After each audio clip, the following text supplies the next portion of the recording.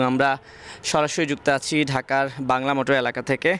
পূর্ণগ্রাস চন্দ্রগ্রহণ চলছে, সেই পূর্ণগ্রাস চন্দ্রগ্রহণটি আমরা আপনাদেরকে সরাসরি দেখাচ্ছি সময় টেলিভিশনের ক্যামেরায়। বিশ্বের বিভিন্ন স্থানেই আজ এই পূর্ণগ্রাস চন্দ্রগ্রহণ চলছে এবং বাংলাদেশেও কিন্তু এই পূর্ণগ্রাস চন্দ্রগ্রহণ শুরু হয়ে গেছে। মেঘমুক্ত আকাশ থাকলে বাংলাদেশের যে কোনো স্থান থেকেই আজকের এই চন্দ্রগ্রহণ কিন্তু এই মুহূর্তে দেখা যাচ্ছে।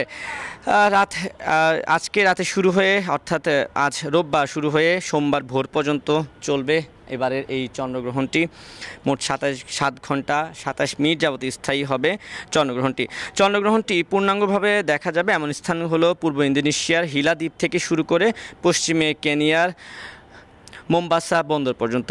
এই দুই প্রান্তে কিছুটা পূর্ব পশ্চিমেও আংশিক চন্দ্রগ্রহণ দেখা যাবে। তবে উত্তর আমেরিকা, ক্যারিবীয় অঞ্চল ও দক্ষিণ আমেরিকার প্রায় 90% এলাকা থেকে এবারে চন্দ্রগ্রহণ কিন্তু দেখা যাচ্ছে না।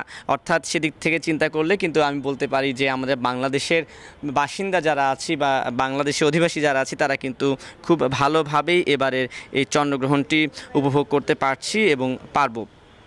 বাংলাদেশ সহ বিশ্বের বিভিন্ন দেশেই দেখা যাচ্ছে এই চন্দ্রগ্রহণ শুরু হয়েছে 9টা 28 মিনিটে।